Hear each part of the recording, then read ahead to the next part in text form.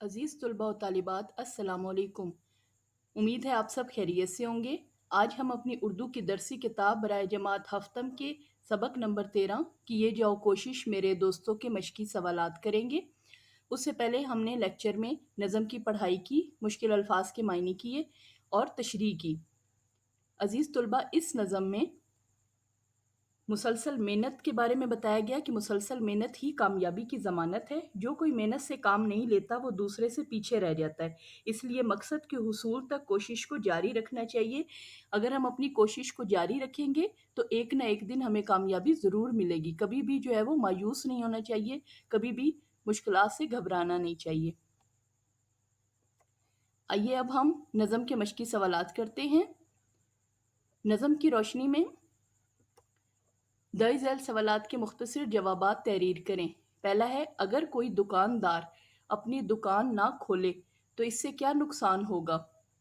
अगर कोई दुकानदार अपनी दुकान नहीं खोलता तो वो सरासर अपना नुकसान कर रहा होता है, क्योंकि उसका कारोबार बिल्कुल तबाह हो जाएगा और उसकी जमा पूंजी ख़त्म हो जाएगी।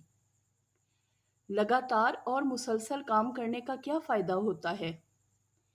लगातार और मुसलसल काम करने से हमेशा कामयाबी ज़रूर मिलती है। इम्तिहान की तैयारी ना करने का क्या नतीजा निकलता है?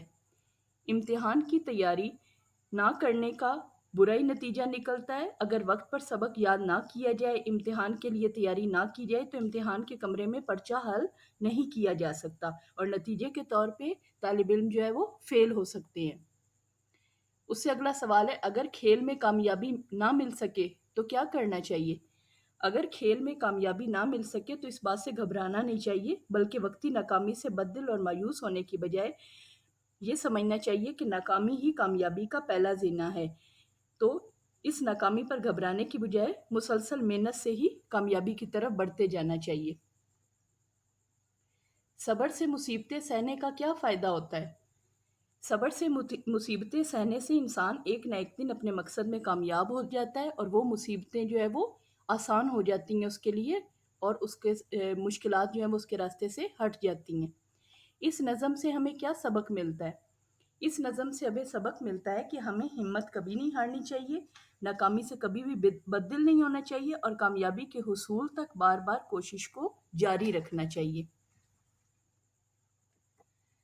सवाल नंबर 4 है, एराब की मदद से तलफ़ुज़ वाज़िया करें।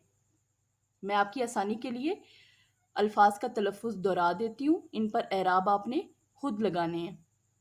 पहला है तवक्कु, मुत्तसिल, शुबहा, सबक, इम्तिहान।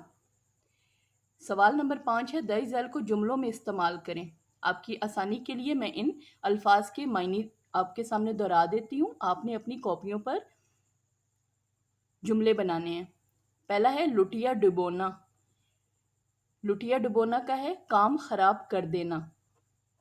इज़्तिराब, बेचैनी, रमक, आखिरी सांस, जुस्तजू, तलाश, और सबकत होती है बाजी ले जाना यानी आगे की तरफ बढ़ जाना, और लुटिया डिबोना यानी अपना ही कारोबार जो है वो ठप कर देना, अपना ही काम अपने हाथों से जो है वो ख़राब कर देना, या इम्तिहान की तैयारी ना करना तो अपने मुस्तकबिल को तारीक कर लेना। अज़ीज़ तलबा, आखिर में आप सरगर्मी करेंगे और इस सरगर्मी के सवालात के जवाबात आप अपने अल्फाज में अपनी कॉपी पर तहरीर करेंगे।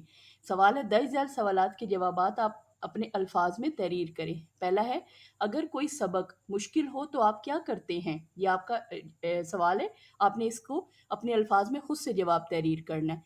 रुक रुक कर काम करना कैसी आदत है? इसका क्या नतीजा निकलता है? तीसरा सवाल है, अगर मुश्किल पड़ने पर इंसान घबरा जाए तो क्या करना चाहिए? आपने नज़म की तशरीह सुनी, उसके सवालात के जवाबात सुने, तो उनकी रोशनी में आपने इन तीनों सवालात के जवाबात अपने अल्फाज में तहरीर करने हैं। अज़ीज़ तलबा, उम्मीद है कि आपको मशकी सवालात अच्छे तरीके से समझ आ गए होंगे। शुक्रिया।